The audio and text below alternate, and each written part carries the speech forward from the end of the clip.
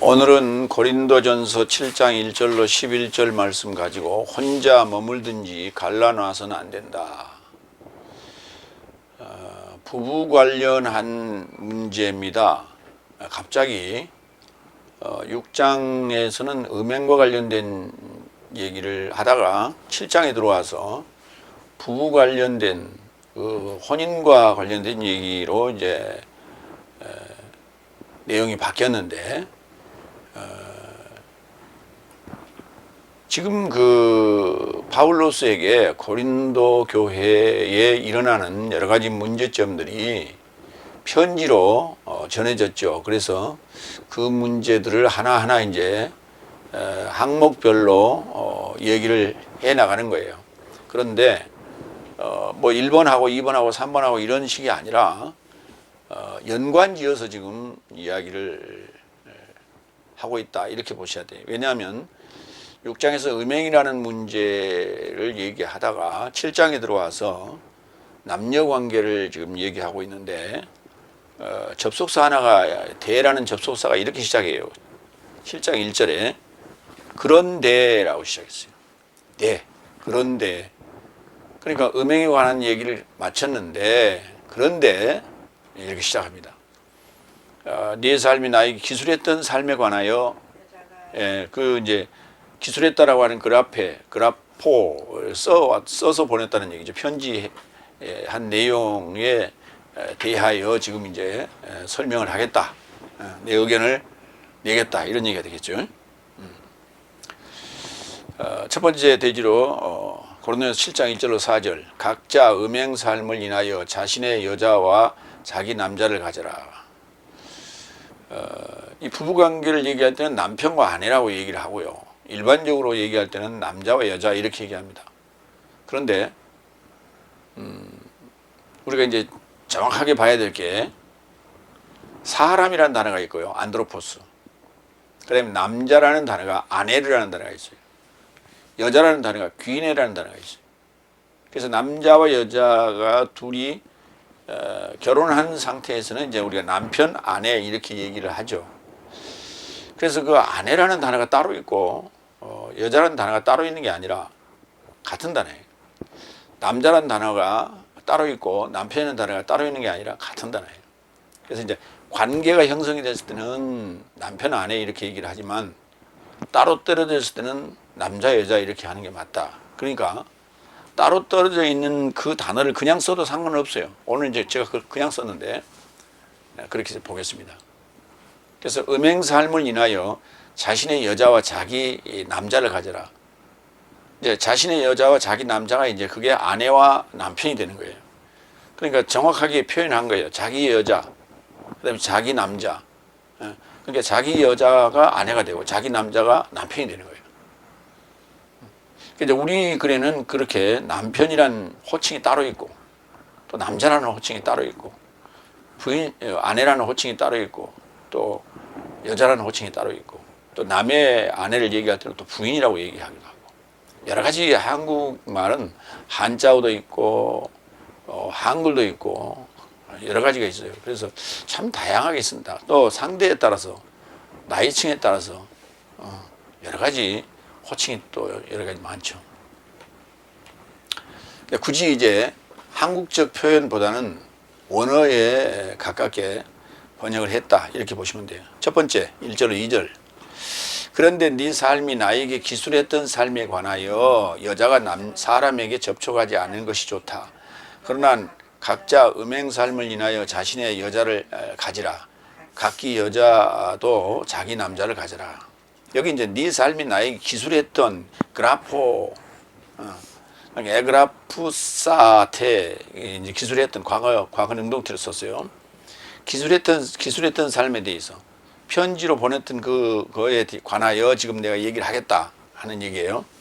로마 7장에서는 네 삶이 나에게 기술했던 편지했던 새로운 주제를 얘기하겠는데 6장과 전혀 동떨어진 게 아니라 6장의 음행과 관련해서 이제 설명을 하겠다는 얘기가 되겠어요. 주제의 내용이 뭐냐? 여자가 사람에게 접촉하지 않는 것이 좋다. 남자가 아니에요. 안트로포스 성은 남성입니다. 그러나 사람이란 단어예요. 그러니까 인간 또는 사람이란 단어예요. 사람이 뭐냐? 성이 남성이에요.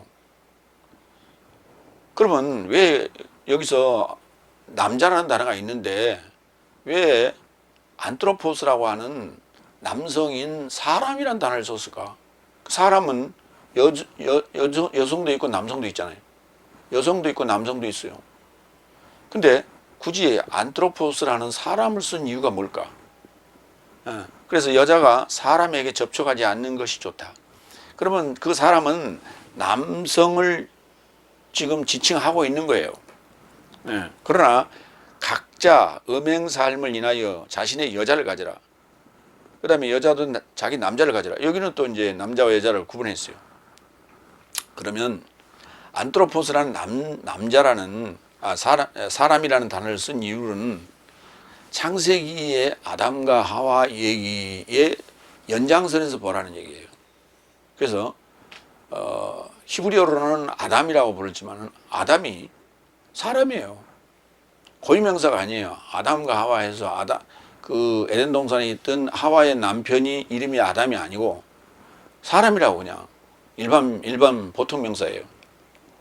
그거를 헬라어로 옮기면 안트로포스가 되는 거예요. 그러니까 안트로포스라는 단어를 딱 들을 때는 첫 사람이냐, 둘째 사람이냐, 아니면 최후 사람이냐 이렇게 생각을 해야 돼요. 그래서 왜 아내라는 남자라는 단어가 따로 있기 때문에 그렇게 우리가 생각을 해야 됩니다. 그래서 창세기 2장 24절 남편과 아내와 관련된 그 남자와 여자라고, 그러니까 남편과 아내가 아니라 남자와 여자를 언급하는 게 적당하다. 창세기 2장 24절이. 그것은 이제 에베소 5장 31절로 좀 보겠습니다. 이것 대신에 사람은 안트로포스는 그의 부모를 남겨두고 그의 아내를 향해 달라붙게 될 것이니 두 사람이 한 육체에 이르고자 할 것이다. 자, 바로 이 얘기예요. 이게 이제 에베소 5장 31절이 창세기 2장 24절을 인용한 건데 거기 내용이 뭐냐면 사람은 부모를 남겨두고 여자, 귀내를 향해 달라붙게 된다. 이렇게 표현했어요. 그러니까 여자인 귀내와 안트로포스인 사람과의 관계예요. 근데 그 사람이 남자도 되고 여자도 된 그 사람이 아니라 첫 아담적 개념으로 이해를 해야 된다. 첫 아담적 개념으로. 그러니까 고린도전서 이제 15장에 가면 첫사람 아담 이런 표현이 나와요. 그러니까 첫사람 아담, 첫 안트로포스, 그 다음에 아담. 그러니까 첫사람이 누구냐? 아담이다. 히브리어로 아담이다. 헬라어로는 안트로포스고. 그 말이에요. 거기는 그렇게 써졌는데 여기는 이제 그냥 안트로포스만 써놨기 때문에 그렇게 우리가 이해를 해야 된다. 안트로포스는 첫 아담이다. 이렇게 이해를 하시라. 여자가 그 안트로포스에게 아담에게 접촉하지 않는 것이 좋다. 그랬어요. 접촉하지 않는 것이 좋다. 그러면 여기에서 얘기하는 여자인 귀내는 누구냐? 장차 그리스도의 신부가 될 자예요. 그래서 사람에게 안트로포스에게 아담에게 접촉하지 않는 게 좋다. 만지지 않는 게 좋다. 만진다, 접촉하다 같은 단어예요. 합토마이라는 단어를 쓰는데 마태복음 14장 34절로 36절 보겠습니다.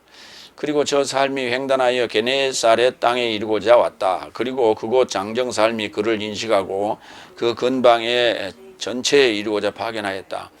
악한 삶을 가진 모든 삶을 그에게 바쳤으니 그의 옷의 가장자리만이라도 만지려고 애원하였고 그리고 저 삶이 만지고 구원받았다. 그래서 그 만졌다라는 얘기가요, 관계예요. 관계.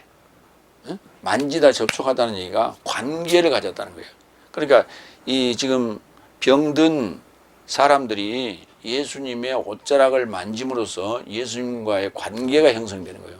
그러면 그때 예수님은 둘째 아담이 되는 것이고 여기 그 만진 자들은 귀내가 되는 거예요. 그래서 그 접촉하는 순간 부부와의 관계가 그렇게 형성이 되는 것이다. 그러면은 지금 둘째 아담은 만져야 되고요. 지금 여기 이 복음을 받은 자들은 6째 날이에요. 그리고 5째 날이에요. 다섯째 날은 여섯째 날이기 때문에 그들이 이미 지금 만지고 있는 건데 그 지금 관계가 형성이 안 됐다면 그 말이에요. 형성이 안 됐다면 그 안드로포스와의 굳이 접촉하려고 노력 안 해도 된다는 얘기예요. 왜? 만져서 자기 몸이 지금 병든 몸이 나아질 이유가 없기 때문에. 그러니까 둘째 아담이라면, 둘째 안드로포스라면 만져야 되겠지 당연히. 그러나 첫사람 아담이라면 이미 죄로 이렇게 점철되어 있기 때문에 만지지 말라 이렇게 얘기를 하고 있어요. 그러니까 이제 우리가 이 두 가지 현상적인 상황과 그 다음에 내면적인 영적인 측면을 동시에 가면서 여러분이 생각하고 가셔야 돼요. 그래서 이런 이제 만진다는 단어가 나왔을 때는 실제 장면은 지금 그 게네사렛 땅에서 예수님이 갔을 때 병든 자들이 예수님을 에워싸고 지나가면서 어쩌라기라도 잡어. 그러니까 우리가 이제 그럴 때 그 우리나라 말로는 이런 말이죠. 지푸라기라도 잡는 심정으로 이런 말을 써요. 그래서 어쩌라기라도 잡아서 나고자 하는 그런 심정.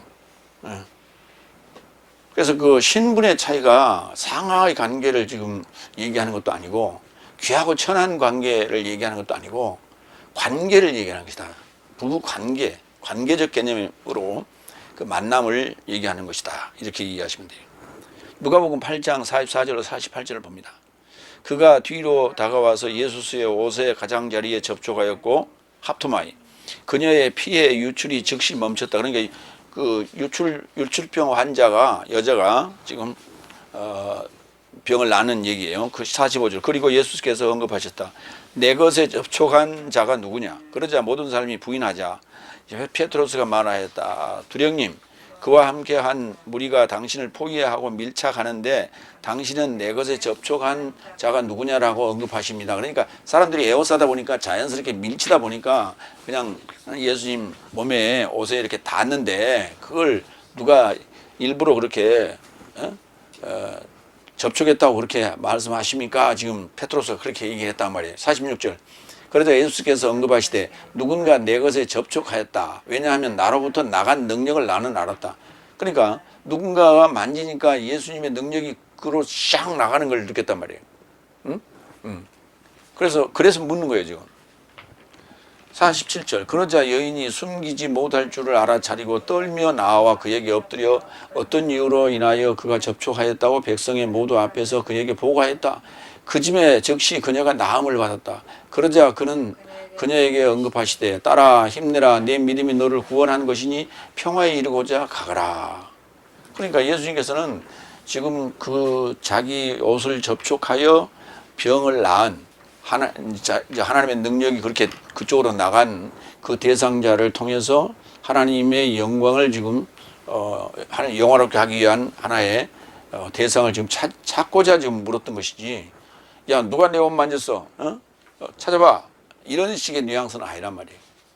그런데 이제 본인의 입장에서는 당사자 입장에서는 그런 이제 뉘앙스로 받아들였을 수도 있어요. 어쨌든 이 여기서 접촉이라고 하는 합토마이라는 게 접선 또는 접촉, 만지다, 터치 뭐 이런 일반적인 그 동사적 개념이 아니라 관계가 형성된 그 상황의 터치다 이렇게 이해하셔야 돼요. 그래서 그가 이제 병이 나옴으로 말미암아 평화가 에이레네가 이루어졌다 이렇게 볼 수 있는 거예요. 창세기 38장 24절을 볼까요? 여기 이제 음행을 피하기 위해서 남자는 여자를 가지고 여자는 남자를 가지라 이렇게 얘기했어요. 음행. 창세기 38장 24절. 석 달쯤 후에 혹이 유다에게 고하여 가로되 네 며느리 다말이 음행하였고 음행함을 인하여 잉태하였느니라. 유다가 가로되 그를 끌어내어 불살하라 그랬어요.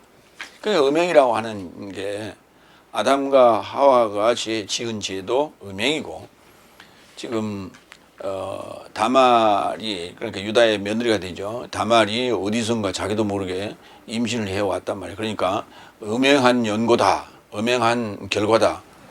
그래서 불살라 죽이라 이렇게 지금 명령을 내렸죠. 본인과의 관계가 있었던 사실을 까마득히 모르고 지금 이 얘기를 한 거예요. 두 번째로 갑니다. 그러니까 부부관계가 되면 음행이 아니에요. 그러니까 부부관계가 아닌 관계에서 우리가 그런 이제 그 관계를 가진 걸 음행 또는 음란 이렇게 얘기해요.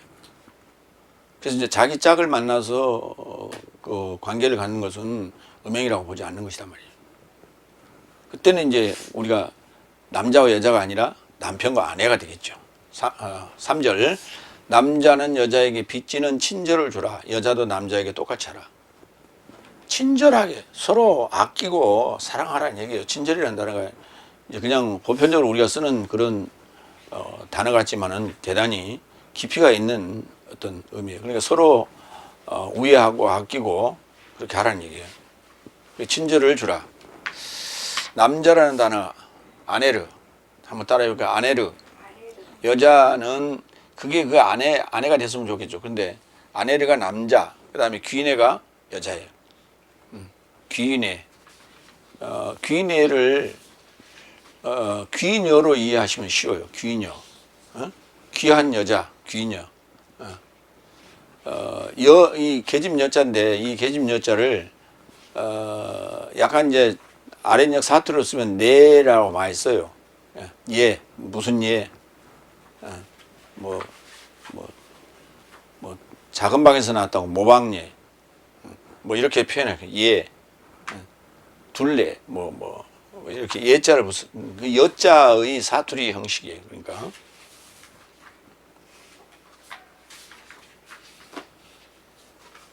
부산에 에베소 5장 28절로 30절.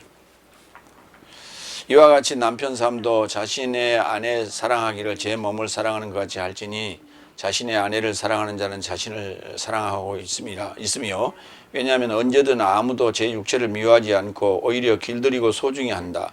주께서 교회를 길들이고 소중히 함 같으니 내 삶은 그의 살과 뼈에서 나온 그의 몸의 지체의 삶이다. 그러니까 부부관계라고 하는 것은 자기 그 남자에서 나온 살과 뼈라. 그래서 자기의 뼈 중에 뼈고 살 중에 살을 만난 거예요. 그렇기 때문에 서로 아끼고 사랑해야 되겠죠. 네. 그런 관계를 친절이라 이렇게 표현을 썼어요. 친절은 단어가 뭐냐면 유노이아예요. 유노이아. 에베소 6장 7절 봅니다. 친절에 결합하여 섬기라. 죽게 하듯 하고 사람 삶에 하듯 하지 말라. 그러니까 친절하다는 거 우리가 되게 보면 무슨 음식점의 종업원들, 그다음에 무슨 판매원들, 그다음에 무슨 뭐 안내원들 이런 사람들이 이제 굉장히 친절하죠.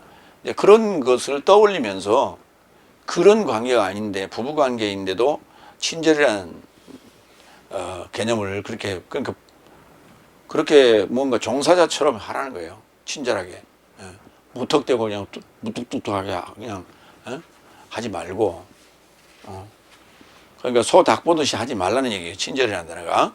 그런데 여기 친절이라는 단어가 유노이아인데 유노이아라는 단어는 좋은 유, 그 다음에 노예오, 노이아,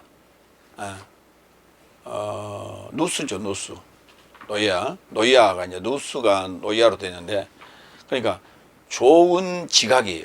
좋은 지능이에요. 응? 그러니까 지능이라는 건 뭐예요? 뭔가 이성적인 어떤 사고를 하는 거예요. 이성적인 사고를 하는데 그것을 사무적인 개념이 아니라 친절하게 해라는 거예요. 그러니까 종업원들은 보면 굉장히 그냥 의례적으로 하는 게 아니잖아요. 하나라도 팔아야 되기 때문에, 하나라도 유치해야 되기 때문에 뭔가 생각하고 상대를 자기 고객으로 삼고자 하는 그러한 노력이 그 안에 깃들어져 있는 것이죠. 그래서 굉장히 머리를 써가면서 하는 거죠. 그렇게 머리를 써가면서 하라 이게. 그래서 좋은 지능, 좋은 지각을 가지고 그러니까 그냥 무턱대고 그냥 몸에 배인 친절이 아니라 뭔가 좀 계산된 어떤 그런 행동. 그러니까 몸에 밴 거라면요 매일 하는 행동이 대하는 행동이 똑같아요. 그러면 진절머리 나죠. 실증 나.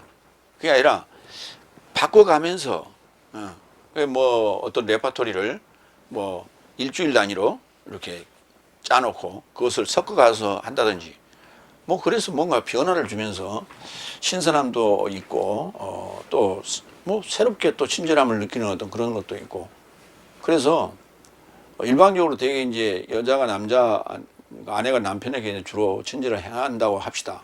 왜냐하면 남편은 출근하고 이제 아내는 뭐 가사를 담당하는 입장이 있다면 그런데 남편도 처음에는 받기만 하다가 보면 뭔가 색다르다. 오늘 왜 출근하면서 뭔가 이렇게 뭔가를 느끼겠죠. 예. 바쁠 때는 못 느끼겠지만은 그러면서 나도 그러면 어떻게 좀 반작용을 해야 되겠지. 예. 그래서 오늘 꽃을 한번 사갈까? 오늘은 뭐 맛있는 뭐 빵을 사갈까? 뭐 이런 여러 가지 서로가 서로를 향한 어떤 애정 행각 이런 게 필요하겠죠. 그런 얘기예요. 그걸 친절이라. 세 번째로 갑니다. 4절. 여자가 자기 몸을 가지고 조종하지 못하고 오히려 남자가 조종하며 남자도 똑같이 자기 몸을 가지고 조종하지 못하고 오히려 여자가 조종한다. 지난번에도 이 단어 나왔어요. 엑수시아주어라는 단어예요.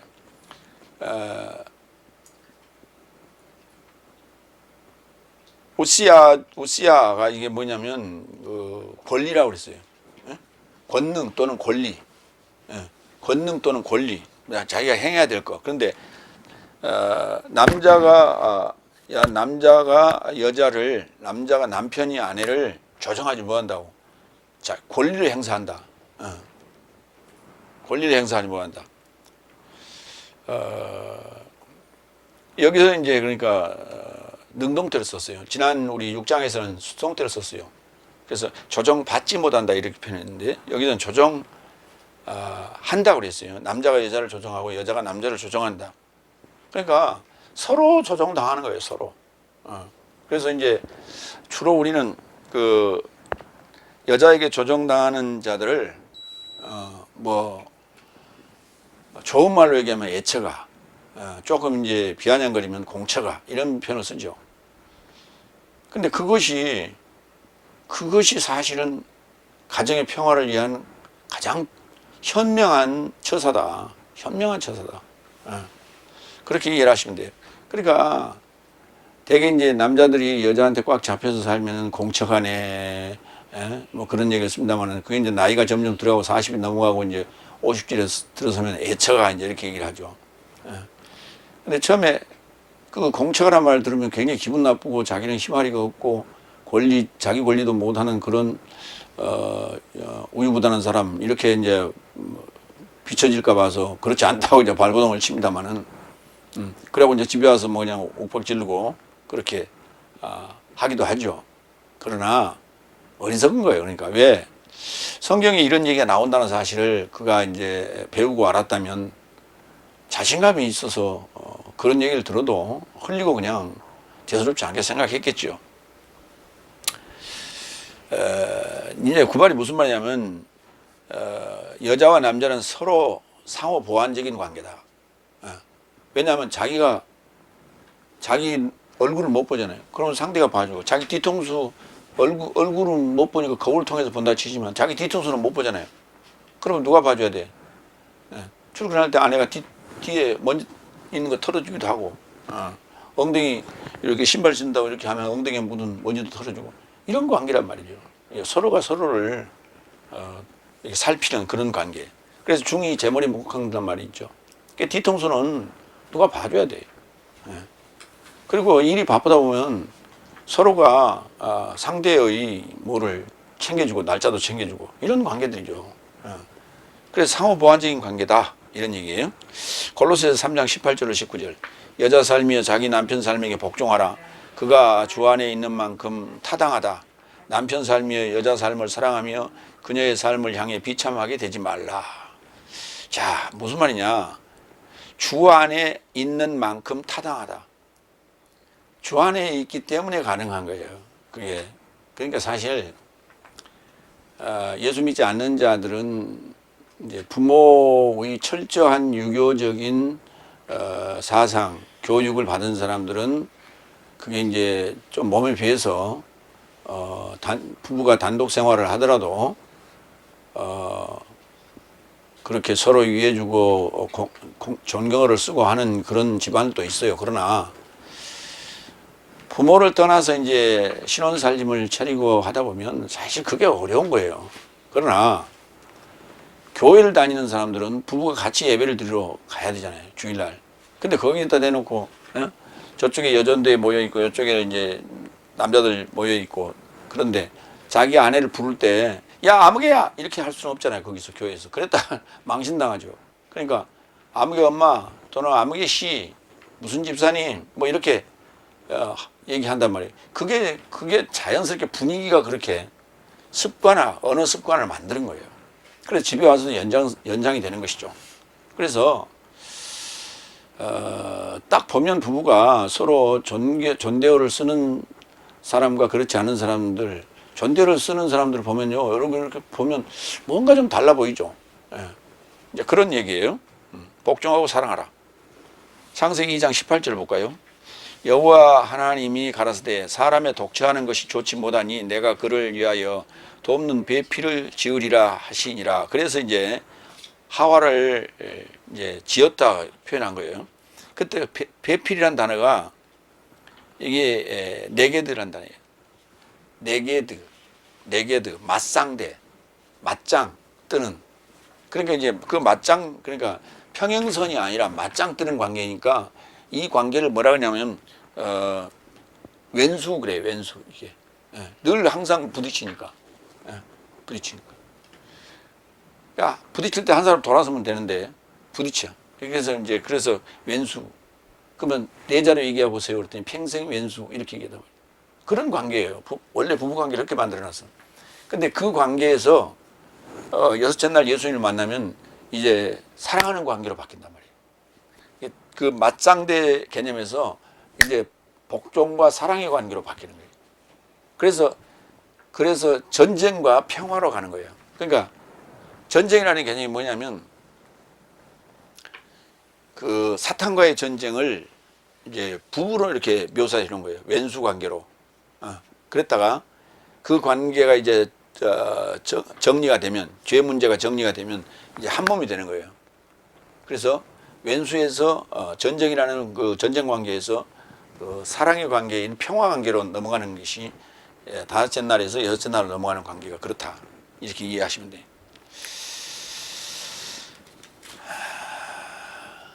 부부관계를 그렇게 설명하고 있다. 두 번째로 갑니다. 고린도전서 7장 5절로 7절. 내 삶에 서로 삶을 사치하지 말라. 나 자신처럼 있기를 원한다. 나 자신이라고 하는 그 관계는 뭐냐면 바울로서는 결혼하지 않았습니다. 평생 홀로 살았어요. 독신으로 살았기 때문에. 그래서 이제 그렇게 얘기를 하는 거예요. 근데 서로 사치하지 말라. 사기치는 거예요. 사기쳐서 빼고자 하는 거예요. 부부관계가, 이 관계가 뭐냐면 이게 평생 왼수 관계예요. 그래서 서로가 서로를 못 믿고 서로가 서로를 뺏으려고 맨날 남편이 화장실 가면 여기저기 뒤지고 뭐 하려고 비상금 어떤 꼽을 쳐놨는지 뒤지는 거예요. 이런 관계, 서로가 자기 몫을 챙기고자 하는 어떤 그런 이런 이상한 관계. 그래서 오픈마인드로 살아라 하는 얘기예요. 네 번째 5절. 네 서로 삶을 사치하지 말라. 네 삶이 기도와 금식으로 여가를 얻으려고 때를 향하여 합의를 내지 못했거든. 네 삶의 무절제를 인하여 사탄이 네 삶을 시험하지 못하게 하려고 합의를 접하여 다시 동거하라 그랬어요. 거기 보면 이제 5절이 내 서로 삶을 사치하지 말라 하고 컴마 딱 찍어놨어요. 그리고 나서 내 삶이 기도와 금식으로부터 시작해서 동거하라까지는 거기에 컴마도 뭐 아무것도 없어요. 그래서 네 서로 삶을 사치하지 말라. 그러니까 그 다음 사건이 그 사탄이 내 삶을 시험하는 관계까지가 이게 지금 내 서로 삶을 사치하는 내용이에요. 그러면 되게 이런 식으로 한다는 거예요. 사치하는 거. 사기쳐서 뺏는 거를 사치라고 그랬어요. 지금. 네 삶이 기도와 금식으로 여가를 얻으려고. 그러니까 주 안에 있는 그 부부가 한 사람이 기도와 금식으로 여가를 얻으려고. 서로의 그 속박에서 좀 벗어나고 싶은 거예요. 그래서 그거를 이제 기도와 금식이라고 하는 것으로 핑계대고 여가를 얻으려고 여가를 얻으려고 했는데 때를 얻는 합의를 못한 거예요. 그냥 합의를 못하고 그냥 일방적으로 통보하는 형식이 됐다는 얘기예요.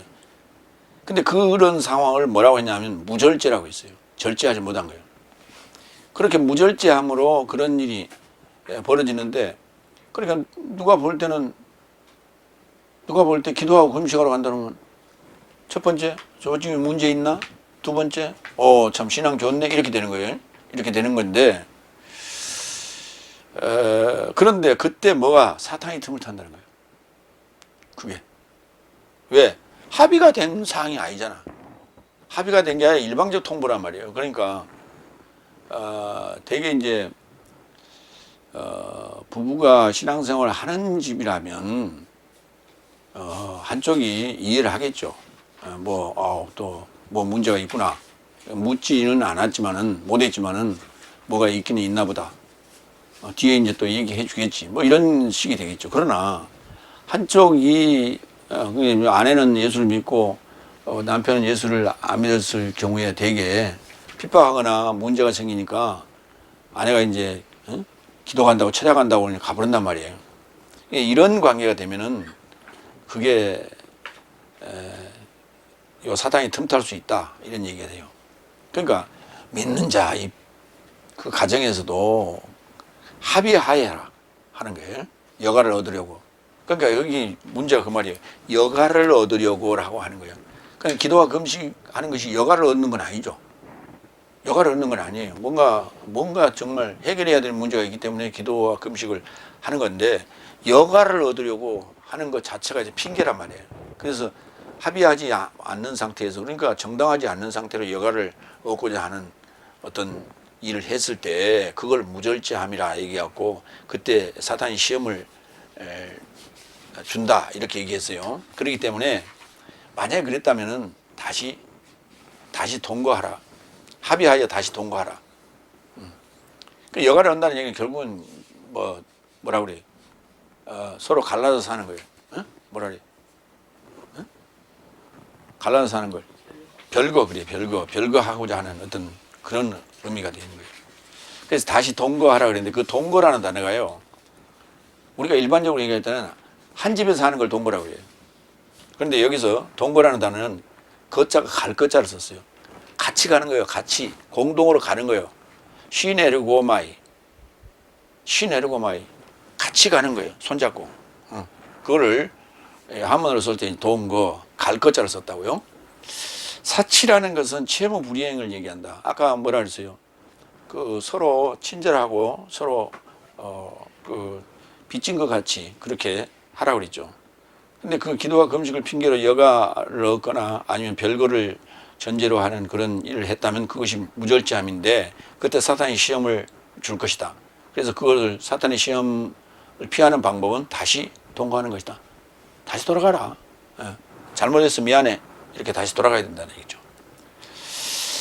금식이라는 때가요, 예수님께서 지정을 해줬어요. 어느 때가 금식할 때다 하는 거예요. 그러니까 예수님께서 금식하고 나서 시험을 받았죠. 금식하면 시험이 온다는 거예요, 지금. 그래서 금식하고 나서 시험을 물리쳤죠. 그런데 그게 이제 예수님께서 모범을 보이신 거고요. 그 다음에 마태복음 9장 14절로 15절을 봅니다. 그때 요한네스의 제자 살림이 그에게 다가와 말하되, 내 삶과 바리새인 삶은 자주 금식하는데 무엇을 인하여 당신 제자 삶은 금식하지 않습니까?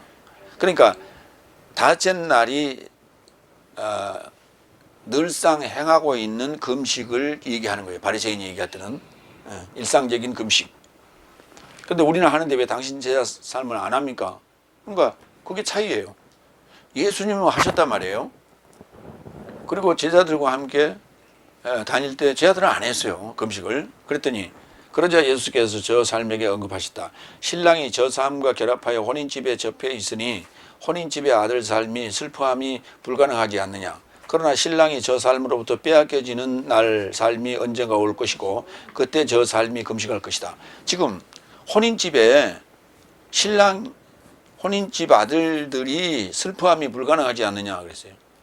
혼인집 아들 삶이 혼인집 아들 삶이 누구예요? 제 아들을 얘기하는 거예요.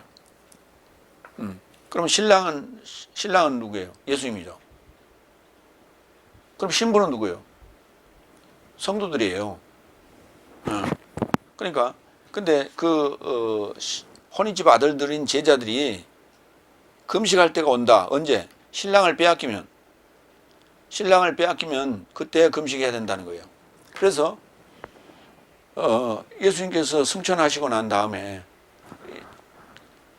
금식하며 기도했어요. 마가다락방에서. 예. 그러니까 우리는 금식을 2번 합니다. 예수님의 공생애가 시작될 때 금식해요. 40일 금식이 들어갑니다. 예? 날짜적인 40일은 아닌데 40일 금식에서 그 시험을 통과하면 이제 공생애가 시작이 되는 거예요. 6째 날 시작이 되는 거다. 6째 날 공생애가 시작되는 것이다. 그래서 6째 날 공생애가 시작되기 전에 금식이 들어가는데 예수님께서 금식을 하는 거예요. 다시 말해서 예수님께서 금식한다는 얘기는 무슨 말이냐면 예수님이 내 안에서 금식하시는 거예요. 그때부터 5째 날 사상과 5째 날 교리나 사상과 말씀하고 담을 쌓는 거예요. 담을 쌓는 거예요. 그래서 6째 날에 속한 7째 날 복음이 7째 날 나팔이 들어오는 거예요. 그 준비를 하는 거예요. 첫 번째 금식이에요. 그리고 6째 날이 끝나고 부활 이후에 이제 7째 날 오순절 성령이 임재하는 그 준비를 하는 게 2번째 금식이에요. 그때가 이제 신랑을 빼앗겼을 때 얘기예요. 신랑을 다시 보내달라고 요구하는 것이죠. 예. 그래서 우리 이제 5째 날 지금 일상적으로 하는 금식을 얘기하는 것이 아니라 6째 날 사역이 시작되기 전에 금식, 그 다음에 6째 날이 끝나고 나서 7째 날 들어가기 전에 금식, 2번 금식이 있다. 이렇게 얘기하시면 돼요. 그러니까 기도와 금식이라고 하는 것은 이게 지금 6째 날 금식이나 7째 날 들어가기 위한 금식이 아니에요. 그게 5째 날이 하고 있는 일반적인 금식을 얘기하고 있다. 이렇게 보시면 돼요. 기도도 마찬가지고요. 마태복음 23장 25절. 위선자인 서기관 삶과 바리새인 삶이여 네 삶에게 화로다. 네 삶이 잔과 대접의 외부를 깨끗하게 하고 있으나 내부는 약탈과 무절제함에서 나온 것으로 가득하기 때문이다. 그러니까 서기관 바리새인 그 위선자 삶이 5째 날이 아니에요. 그러니까 5째 날에 그 내적 상태가 무절제함이에요. 다 속이는 거다. 이게. 속이고 사치하고 뺏는 거다. 이게. 그래서 위선자란 말이 뭐냐면 속다라고 겉다는 거예요. 겉으로는 인자한 모습이고 말투도 인자해 보여. 그래서 누가 들어봐도 저 사람은 교인이야. 그러니까 그 말투를 딱 들으면 이렇게 혹시 장로님이세요? 나이 들었으면 아니면 목사님이세요? 이렇게 묻는단 말이에요. 말투가 틀려. 목사님 말투하고 장로님 말투가 틀려. 온화하고 또 부드러우면 장로님 말투고 뭔가 좀 약간 좀 톤이 강렬하고 그러면 목사님 같아요. 틀려. 그러니까 그렇게 장로님이고 권사님이고 그런 인자한 모습이지만은 속은 그게 아니란 말이에요. 속은 무절제함이에요. 약탈함이 있고. 이게 다 지금 위선자들이라고 한다고 해요. 그래서 지금 5째 날에 행해왔던 그런 것들을 이제 하지 말라 그런 얘기예요. 마태복음 1장 18절 동거하다는 단어가 갑니다. 그래서 예수스 그리스도스의 탄생은 이러하더라. 왜냐하면 그의 어머니 마리아는 요셉과 약혼되어 그죠? 동거하기 전에 동거가 이제 여기서 보면 우리가 이제 같은 집에서 사는 것으로 이해를 할 수 있단 말이에요. 그런데 그 동거가 아니라 같은 길을 가는 거예요. 그때부터 6째 날 같은 길을 가는 거예요. 그 동거 쉬네르고마이 하기 전에 성령에서 나와 자궁 안에 가진 것이 발견되었다. 이렇게 얘기하는 거예요. 그래서 같은 길을 가라는 거예요. 함께 가라는 거예요. 동행하라는 거예요. 그게 동행으로 보기는 좀 그래요. 그래서 그래서 갈 거자를 썼어요. 에르코마이 앞에 신이 붙어서 신에르코마이. 다섯 번째, 그러나 나는 이것은 명령을 조차 말하지 않고 상식을 조차 말한다 그랬어요. 그러니까 이게 명령같이 들리지만은 명령이 아니다. 왜? 이건 상식이다. 근데 그것을 상식을 지키지 않고 비상식적인 행동을 하니까 이제 내가 기본이 되는 상식적인 얘기를 하고 있는 거예요. 이게 기본이다 그 말이에요. 상식이란 말이 기본이란 말이에요. 그 상식이란 단어가 뭐냐면 신 그놈이에요. 예. 신 더하기 기노스코예요. 모두가 아는 공동으로 아는 지식이에요. 공동으로 아는 지식. 공동으로 아는 지식을 우리가 상식이라고 그러잖아요. 일반 상식. 모두가 알고 있는 상식 차원에서 말하는 것이지 명령이 아니다. 이렇게 얘기를 했어요. 여섯 번째, 7절. 왜냐하면 모든 삶을 나 자신처럼 있기를 원한다. 오히려 각자가 자기 은사를 하나님에게서 가졌으니 실로 어떤 자는 이렇고 어떤 자도 저렇다. 예. 그러니까 내가 지금 이제 상식선에서 얘기를 지금까지 했고 부부관계를 얘기했고 그런데 내 자신처럼 있기를 원한다. 그게 웬만하면 그냥 복음을 가진 자들은 혼자 사는 게 좋다. 왜? 부부관계 복잡하잖아요. 남편은 아내를 먹여 살려야 되고 아내는 또 남편에게 먹여 살아야 되고 이런 관계가 되기 때문에 그래서 신앙생활에 방해물이 된다면 차라리 나처럼 살아라. 지금 이렇게 얘기해요. 그런데 그럼에도 불구하고 각자가 가지는 은사가 있지 않냐 각자. 그 은사대로 살아라 그 말이에요. 이게 새긴 대로 살아라 쉽게 얘기해서 지금 그렇게 얘기했어요. 고린도전서 12장 27절로 31절을 봅니다. 그래서 네 삶은 그리스도스의 몸과 지체에서 나온 지체의 삶이다. 그리하여 하나님께서 교회 안에 첫째 사도 삶을, 둘째 예언자 삶을, 셋째는 교사 삶을, 그 다음 능력 삶을, 이어서 치유의 은사 삶을, 돕는 삶을, 조종하는 삶을, 방언의 종류 삶을 세우셨다. 모든 삶이 사도 삶이 아니냐? 모든 삶이 예언자 삶이 아니냐? 모든 삶이 교사 삶이 아니냐? 모든 삶이 능력 삶이 아니냐? 모든 삶이 치유의 은사를 가진 것이 아니냐?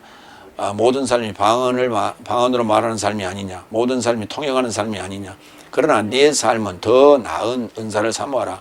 아직도 나는 탁월함을 좇는 길을 네 삶에게 보여주고 있다. 그러니까 받은 은사대로, 받은 달란트대로 사는 거 좋지만 그런다고 해서 각자 도토리 기저귀 하지 말고 더 나은 은사를 사모하라. 그건 뭐냐면 사랑이에요. 다시 말해서 그게 지금 여섯째 날이고 일곱째 날이다 그 말이에요. 근데 여기서 그렇게 안 썼어. 여섯째 날에 일곱째 날이라 그렇게 안 썼어.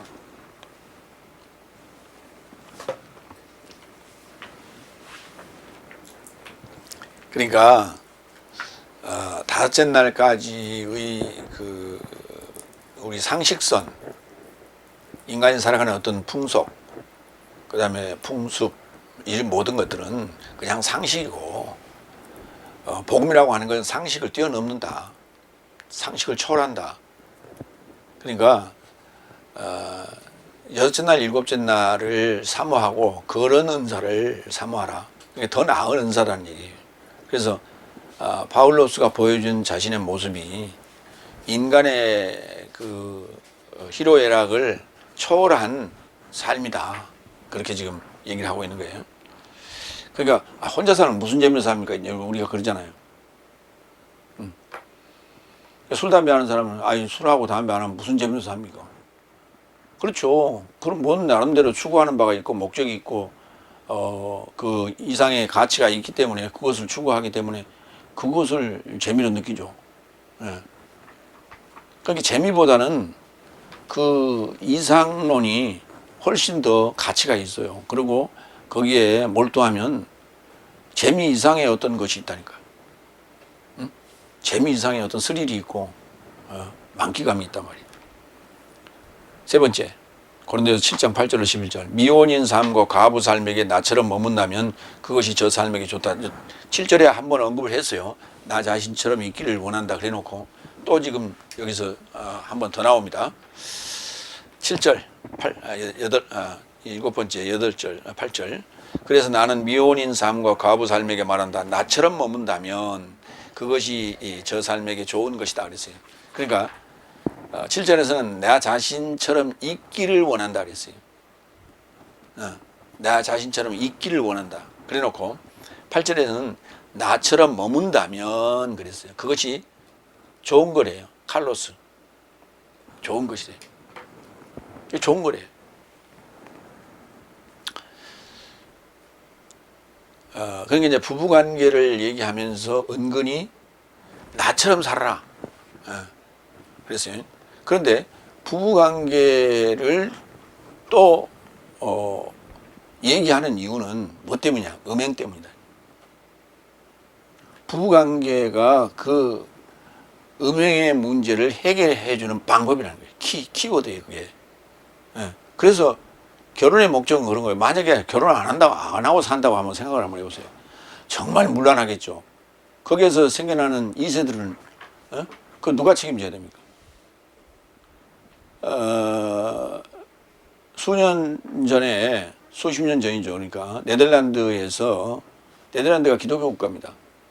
네덜란드에서 약 1세기 반, 150년 동안을 부부관계, 결혼을 안 하고 살았던 역사가 있어요. 150년 동안을. 그러면 엄마는 있는데 아빠가 누구지 몰라요. 자녀들이. 그러니까 한 집에 자녀가 3명, 4명이 있는데 다 아빠가 다 틀려. 근데 엄마는 한 사람이에요. 그러면 얘를 누가 키우냐? 엄마가 키우는 거예요. 다. 집집마다 다 엄마가 키우는 거예요. 그럼 아빠는 뭐예요? 이 집 저 집 돌아다니는 거예요. 그러니까 그게 무슨 자유인 것처럼, 그게 어떤 낭만인 것처럼, 그게 즐거움인 것처럼 그렇게 150년을 살았다니 적은 세월이 아니에요. 15년이 아니고 150년. 그러면 30년을 한 세대로 따지면은 3, 5, 15, 약 5세대를 그렇게 살았어요.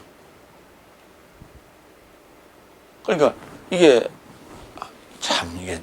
웃기는 세상이죠. 그러니까 성경에 지금 분명히 네덜란드가 고린도전서를 읽었을 거예요. 7장을 반드시. 이렇게 써 있음에도 불구하고 제대로 그것이 상식선상에서 얘기되지 않았고 상식을 넘어섰습니다. 그리고 복음이라는 차원에서도 이해가 안 된 거예요. 그래서 그렇게 살았어요. 그래서 복음을 잘못 건드려버리면 그런 세상보다 못한 그 상황이 만들어진다. 그래서 이제 그 150년 후에야 겨우 이제 여러 가지 복잡한 상속의 문제라든지 여러 사회적인 문제가 생기니까 이렇게 해서는 안 되겠다 해서 서서히 여론이 이렇게 모아지고 갖고 가정을 갖자 이렇게 해서 지금 정상으로 돌아온 거예요. 그게 파울로스가 우려했던 일이 몇십 년 전에 일어났던 거예요. 실제 지구상에서 이런 일이.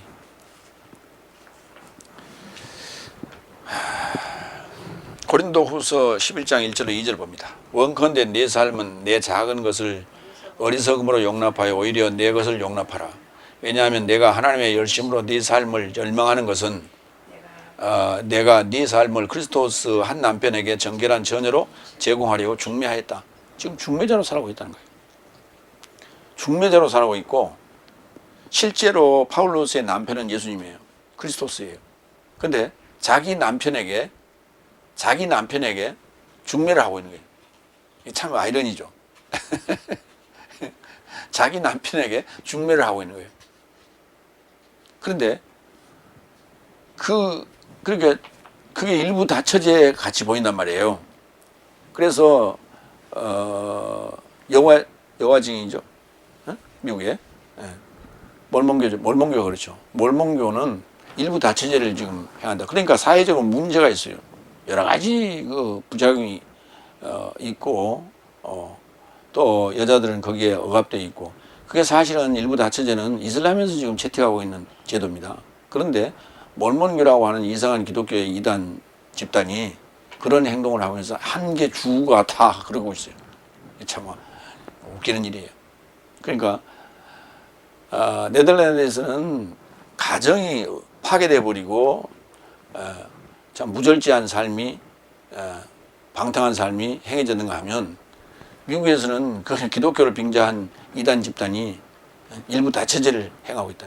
근데 그것이 자기들이 독특한 것이 아니라 이미 그 고대 군동에 과거에 있었던 제도고 성경에도 나오긴 나오죠, 구약에.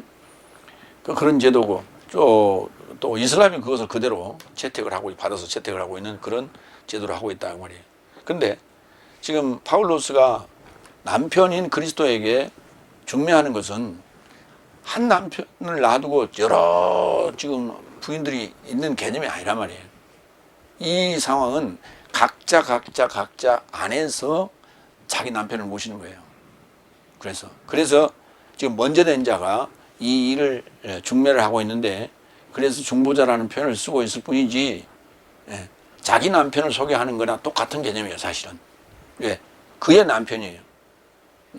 그러니까 나의 남편도 예수님, 그의 남편도 예수님인데 그의 남편은 내 속에 있는 예수님하고 같은 예수님이에요, 사실은. 근데 살기는 따로 살아요. 그걸 우리가 이해해야 돼요. 그러니까 그것을 내적인 문제로 이해를 못하면 영적인 문제로 깨달음이 없으면 일부 다처제가 되어버릴 수 있다. 이게 여덟 번째 10절 9절 10절 그러나 절제하지 못하거든 혼인하라. 여기 나오잖아요. 이게 상식이에요. 절제하지 못하거든 혼인하라. 불태움보다 혼인함이 더 낫다. 여기 이제 불태움이라는 단어를 우리가 이해할 때 이렇게 이해하시면 돼요. 생과부, 젊은 과부가 밤마다 잠을 못 이루고 살지요. 그런데 혼자 살고 있는데 여행객이 지나가다가 어떤 남자가 지나가다가 하룻밤 묵고 좀 갑시다. 그래서 뭐 거절할 수 없어서 이제 저기 빈 방이 있으니까 내줬단 말이에요. 근데 잠이 안 오는 거예요. 그래서 그것을 이제 누워서 뒤적하면서 그 욕구를 여기 꽂아놨던 바늘로 가지고 자기 허벅지를 찔러가면서 그걸 이렇게 참는 뭐 그런 얘기들이 옛날에 우리 많이 있죠. 그런 내용이에요. 그게 불태움이에요. 그런 차라리 그렇게 사느니 혼인하는 게 낫다는 거예요. 근데 그때 유교 제도라고 하는 유교 사상이 있어서 함부로 이렇게 갈 수 없는 그런 상황이 돼서 이제 사회적 제도 때문에 그런 일들이 벌어졌죠. 그래서 뭐 때로는 그 양반 가문에서는 연료문이라는 것을 만들어 줘가지고 아예 그냥 혼인의 길을 막아버렸죠. 9절 그래서 나는 혼인한 삶에게 떠받든다. 내가 아니라 주께서 하신다. 여자를 남자로부터 갈라놔서는 안 된다. 그러니까 혼인한 삶이 주님이 떠받든다고요. 왜? 그건 하나님께서 만들어 놓으신 제도 중에 하나다. 그러나 그 제도가 너무 힘들고 어렵기 때문에 복음을 전하는 자라면 나같이 혼자 사는 것도 무방하다는 얘기예요. 예. 그러니까 결혼하는 것이 정법이고 혼자 사는 것은 편법이다. 이건 아니에요. 그러니까 혼자 사는 것도 복음을 위해서는 타당하다. 무방하다. 그래서 복음을 전하는 데 있어서 거추장스럽다면 혼자 사는 것도 괜찮다. 그런 얘기예요. 그러니까 캐톨릭의 그 신부제도와 같이 아예 제도화하는 굳이 그럴 필요가 있냐 하는 거예요. 그래서 어떤 일은 이렇고 어떤 일은 저렇기도 하다 하는 거예요. 그러니까 꼭 못 박아서 내 얘기한 건 아니다. 바울로스는 그렇게 얘기를 하고 있어요. 형편 따라 하라.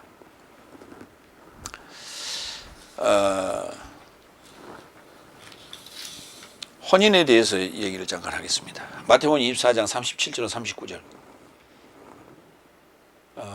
그러나 노예의 날 삶과 똑같이 사람의 아들의 임재도 이같이 있을 것이다. 왜냐하면 노예가 방주에 이르고자 들어갔던 날까지 홍수 이전 날 삶 안에서 먹고 마시고 혼인하고 출가시키고 똑같이 있더라. 그리고 홍수가 발생하여 전부 삶을 거두기까지 알지 못하였다.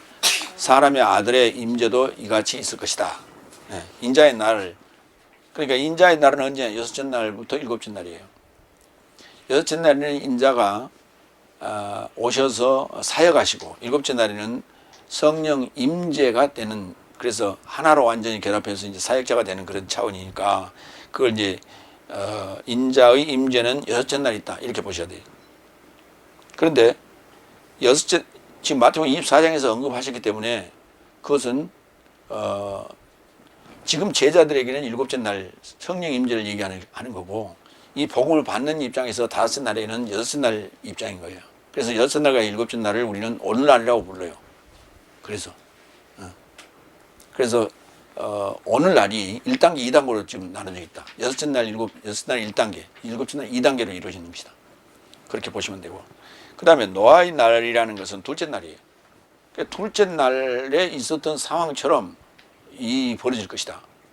그래서요. 그래서 혼인하고 먹고 마시고 혼인하고 출가시키고 이런 말을 썼어요. 혼인이란다는. 그래서 아주 오래된 관습이라는 거예요. 아담과 하와가 있었고 노아 때도 혼인했단 말이에요. 둘째 날에도 혼인했다. 그러니까 한 날에도 혼인하고 둘째 날에도 혼인하고 셋째 날에도 혼인하고 계속해서 지켜온 전통이다. 그런 얘기예요. 그 다음에 인자의 날과 연관해서 누가복음 17장 28절에서 30절.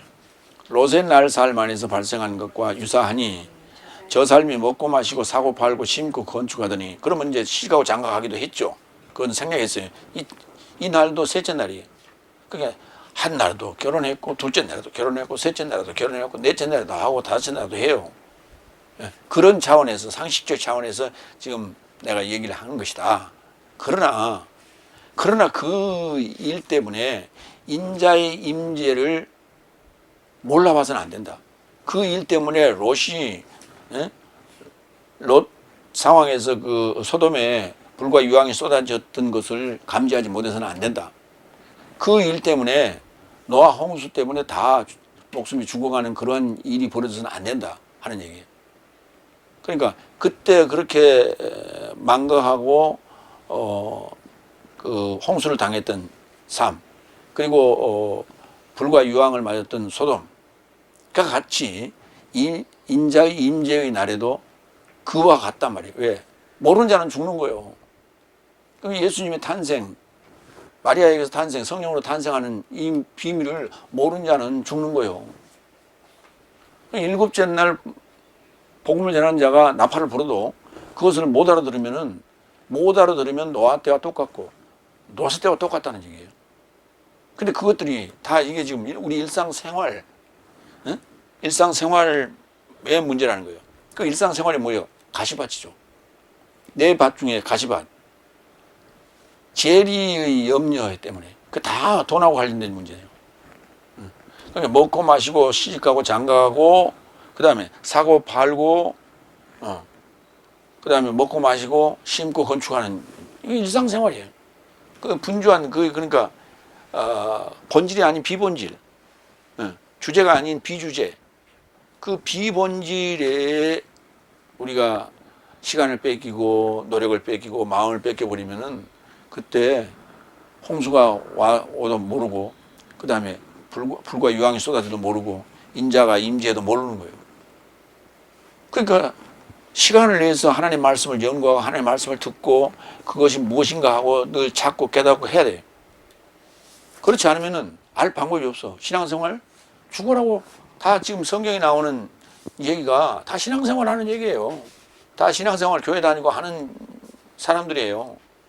그런데 인자의 임자를 못 만난 거예요. 그때를 못 만나는 거예요. 그럼 못 만나면 죽는 거예요. 구원 없어요. 근데 교회에서는 뭐라 그래? 예수만 잘 믿으면 구원 온다고 그러죠. 새빨간 거짓말이라니까. 다 유선자들이라니까.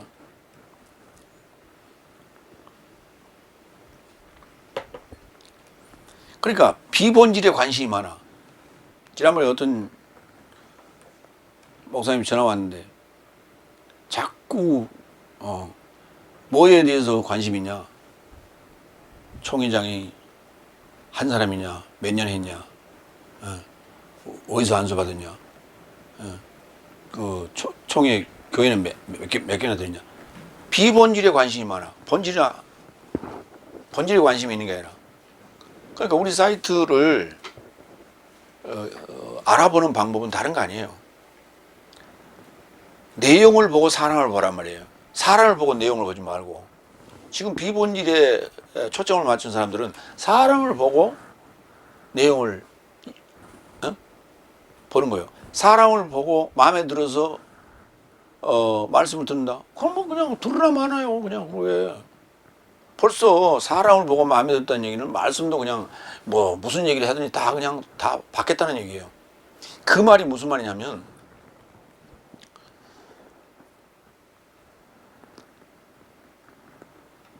유사한 예수, 다른 복음, 다른 영이에요.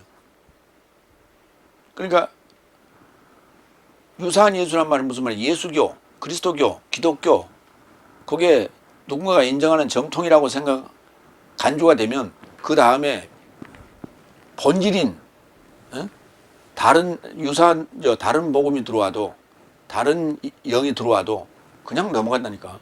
그게 그러니까 벌써 그러니까 유사한 예수 때문에 문 열어줘 버렸단 말이에요. 비본질에 문 열어준 거예요. 자기들은 본질이라고 생각하지. 그게 비본질이에요. 그러니까 본질이 어떠한지를 점검하라고 내가 무료 사이트를 열어놨잖아요.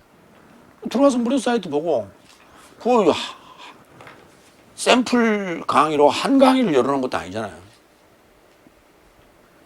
지금 우리가 원강은 내가 한 강좌씩 열어놨어요. 그러나 국기 같은 경우는 원강도 다 열어놨어요. 그 다음에 헬라어 히브리어 문법 다 열어놨어요. 그럼 그 정도면 충분히 여기 스타우로스의 사상이 어떤 것이고 무엇을 얘기하고자 하는 것이 다 거기 다 감을 잡아. 바보라도 감을 잡을 수 있어. 그러면 그 비본질적인 문제가 무슨 상관이 있어? 기독교의 각성운동을 했고 기독교를 흔들고 제대로 가기 위한 그러한 노력을 했던 위대한 선각자들을 보면 다 비본질에는 관심 없어요. 비본질을 별볼 일 없는 사람들이에요. 누구부터? 예수님도 별볼 일 없는 사람이에요. 나사렛에서 무슨 선한 것이 나겠냐 그랬잖아요. 제 아들 내놓을 만한 게 뭐가 있어요? 12제자들. 바울밖에 내세울 게 누가 있어? 그런데 그런 비본질에 관심이 많아. 그게 비본질에 관심이 있으면 그게 공통 부모가 딱 나타나면 그 다음부터는 말씀 들으나 말하나 똑같다니까. 그게.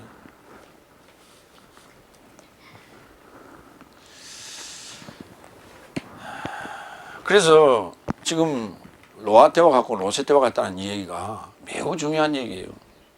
비본질에 시간 뺏기고 마음 뺏기고 노력 뺏기지 말라는 거예요. 마태복음 22장 30절 32절 부활 시에는 그랬어요. 일곱째 날입니다. 혼인 안 한다 그랬어요. 이거 굉장히 중요한 얘기예요. 여섯째 날에 진짜 남편을 만났잖아요. 우물가에 사마리 여인이 진짜 남편을 만나잖아요. 진짜 남편을 만나니까 그게 여섯째 날이에요. 진짜 남편을 만나는 거예요. 희생양의 혼인잔치가 여섯째 날에 이루어지는 겁니다. 그 혼인집 얘기 아까 예수님께서 그랬잖아요. 그때 왜 금식하냐 그랬어요. 그런데 이미 여섯째 날 예수님을 남편으로 모셨기 때문에 일곱째 날에는 혼인 안 해요. 그래서 이 메시지를 하고 있는 거예요. 그러면 바울로서는 지금 이미 예수님과 혼인한 관계예요. 그렇기 때문에 나처럼 사는 것도 괜찮다 이렇게 얘기하는 거예요. 마태복음 22장 30절 왜냐하면 부활 안에서는 장가도 안 가고 집도 보내지 않고 오히려 저 삶은 하나님의 사자 삶처럼 하늘 안에 있다. 그런데 죽음 삶의 부활에 관하여 하나님에 의해 네 삶에게 구전되어진 것을 읽어보지 못하였느냐 말씀하시되 나는 아브라함의 하나님과 이삭의 하나님과 야곱의 하나님이다. 하나님은 죽음 삶의 하나님이 아니요 오히려 살아있는 삶의 하나님이다. 그러니까 하나님의 정의가 지금 안 된 거예요.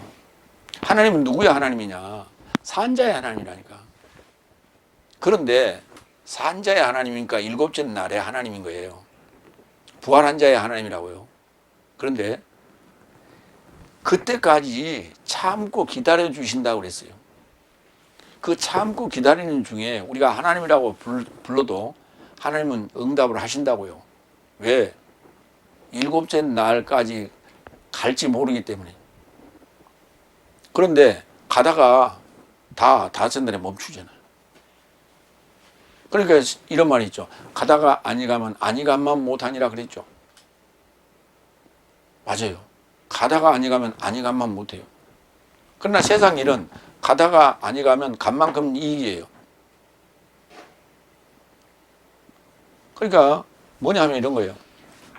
여섯째 날에 가다가 일곱째 날까지 못 가고 중도에 포기하는 사람이 있어요. 이거는요, 괴물이 돼요. 부활에 들어가지 못하면 괴물이 되고 말아. 그걸 뭐라고 하냐면, 부활에, 세상 말로 치면은 우리나라에서 부활에 들어갔다는 얘기는 용천한 거예요. 승천한 거예요. 그런데 부활에 들어가지 못하면 이무기로 남는 거예요. 그 여섯째 날을 공부하고 부활에 들어가지 못하면 이무기가 되는 거예요. 그게 괴물이에요. 그게 짐승이고. 왜? 어느 정도 좀 알잖아. 그러니까 모든 것을 판단하고 심판하고 금갈대로 재는 게 아니에요. 청량하는 것이 아니라 재단해버려요. 그래서 괴물이 되는 거예요. 그래서 하나님을 잘 알아야 돼. 하나님은 산자의 하나님이지 죽은 자의 하나님이 아니에요. 반드시 부활한 자의 하나님이라는 거예요. 최종 목표를 지금 제시한 거예요. 셋째 날에. 넷째 날에 얘기했죠. 예. 그 모세에게 여호와께서 설명해 준 내용이죠. 음행 외엔 여자를 남자로부터 갈라놔서는 안 됩니다. 그래서 갈라놓지 말아 그랬어요. 나처럼 혼자 사는 것도 괜찮은데 만약에 이왕 결혼했다면 갈라놓지 마라. 왜? 음행 때문에. 마태복음 5장 31절 32절. 또한 누구든지 그의 여자를 떼어버리고자 하거든 그녀에게 이혼 증서를 주라고 구전되었다. 이건 이제 모세의 율법이 그렇게 돼 있어요. 그래서 나는 내 삶에게 말한다. 누가 음행의 말씀 밖에 실수로 그 여자를 떼어버리고자 한다면 그녀를 간음하게 하는 것이다. 음행한 연고가 없이 떼어버렸다. 마음에 안 든다고 우리 갈라서자 해서 갈라섰다면 그녀를 간음하게 하는 것이다. 누가 만일 떼어버린 여자와 결혼한다면 그도 간음하는 것이다. 이렇게 얘기를 했어요. 이게 무슨 말이에요? 자, 간음하다 현장에서 붙들린 여인이 왔어요. 그 여자는 누구랑 간음했어요? 그럼 간음한 여자이기 때문에 간음한 남자가 있어야 될 거 아니에요? 간음한 남자가 없잖아요. 그 여자는 그 여자를 잡아온 자들이 누구냐면 유대인들이에요. 서기관 바리새인들이 잡아왔어요. 근데 그럼 그 여자가 누구의 아내였어요? 서기관 바리새인들의 성도였어요. 그러니까 서기관 바리새인들의 아내가 되는 거예요. 그런데 그 여자가 지금 간음하다고 그랬단 말이에요. 그러면 결국은 그 여자를 내친 거 아니에요. 내치니까 그 여자가 예수님의 사상을 받아들인 거란 말이에요. 예수님 사상을 받아들이니까 뭐라 하냐면 유대인들 입장에서 볼 때는 간음이 된 거예요. 그럼 자기들 실수죠. 자기들이 왜 내쳐버렸기 때문에 이런 현상이 일어났다고. 그래서 잡아왔어요. 그러면서 모세의 율법을 들이댔어요. 그러면 음행한 연고로 버린 게 아니잖아요. 음행한 연고로 버린 여자인데 제가 간음하다 왔습니다. 그러면 얘기가 달라져요. 그러나 음행한 연고로 버렸다는 그런 말이 없어. 그런데 간음했어요. 쉽게 얘기하면 관리 못했다는 얘기죠. 집안 단속 못한 거예요. 그래서 남에게 했더니 그렇게 된 거 아닙니까? 그럼 자기들 실수예요. 그래서 예수님께서 뭐라 그랬어요? 죄 없는 자가 돌로 쳐봐라 먼저. 너희들이 지금 벌써 죄를 지었다는 거예요. 왜? 간음한 연고 없이 내쫓았기 때문에 이런 일이 벌어지는 거 아니냐 하는 얘기예요. 그래서 그들은 자기들이 죄를 알고 있기 때문에 아무 소리 못하고 돌을 집어던지고 다 도망갔어요. 요 마태복음 5장 31절 32절 내용이 그런 얘기예요. 아홉 번째 11절. 그러나 만일 갈라놨으면 미혼자로 머물든지 남자와 회복되거라 남자도 여자를 놓아줘서는 안 된다. 아까 이제 처음 얘기가 그렇게 시작했죠. 여가를 얻으려고 기도와 금식을 핑계 삼아서 만약에 갈라섰다면 무절제한 상황이기 때문에 사탄이 틈탈 수 있으니까 다시 합의하에 동거하라고 그랬죠. 이제 결론이 또 11절 결론은 그렇게 머물러진 거예요. 남자와 회복되거라 회복시켜라 다시. 남자도 여자를 놓아줘서는 안 된다. 그러니까 쉽게 얘기하면 이런 얘기예요. 혼자 살든지 아니면 부득이하게 갈라섰다면 그대로 그냥 머물러라. 다시 재혼하지 말고 그런 얘기예요. 그 다음에 결혼했다면 그냥 가라. 자기 짝이라고 생각하고. 왜? 원래 부부라는 것은 네게드 맞짱 뜨는 관계, 원수 관계로 만들어놨어요.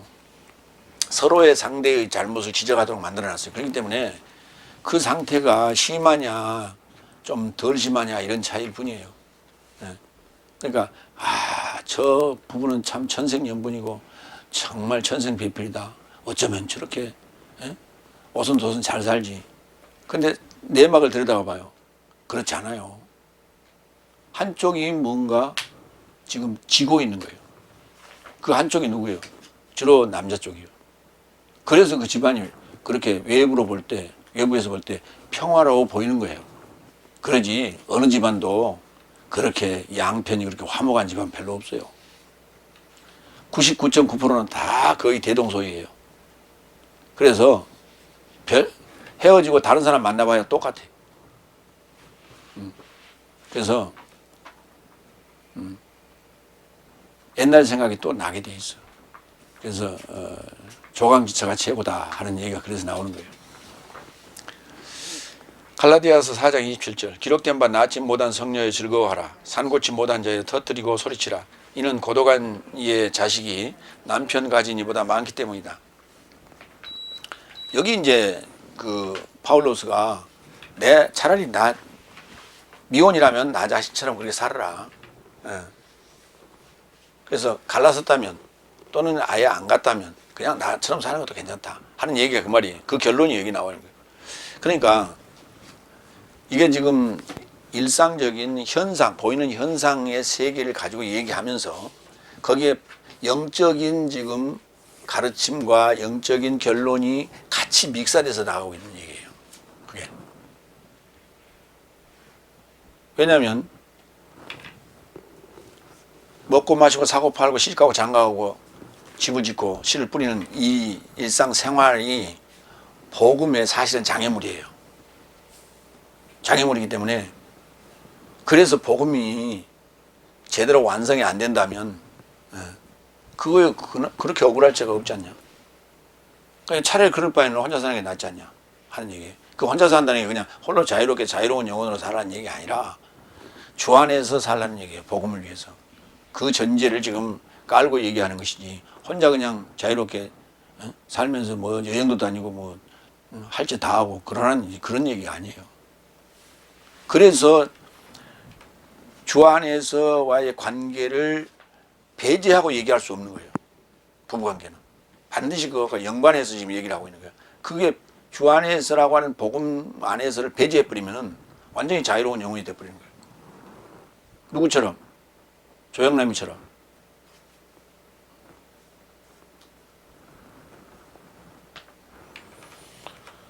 그래서 산고치 못한 자여 터뜨리고 소리쳐라. 이는 고독한 이의 자식이 남편 가진 이보다 많기 때문이다. 복음의 자녀가 있지 않냐? 육신의 자녀보다 복음의 자녀가 훨씬 더 좋다는 거예요. 지금 결론 마무리합니다. 미혼으로 사는 것도 혼인하여 사는 것도 좋은 일이다. 그러나 궁극적인 목표는 크리스토스 아내르, 크리스토스 남편을 신랑으로 받아들이는 것이다. 부부관계는 서로를 존중하고 조정하고 배려하는 사랑의 삶의 현장이다. 사랑의 삶의 실천의 현장인 거예요. 그게. 그것을 우리 영적인 이 그리스도와 나의 관계에 적용해야 돼. 그래서 그것을 배우는 현장일 뿐이다. 이것을 그리스도스와 교회에 적용하여 복음의 자녀를 생산함이 믿음의 최종 목표임을 우리는 깨달아야 한다. 아멘. 기도하겠습니다.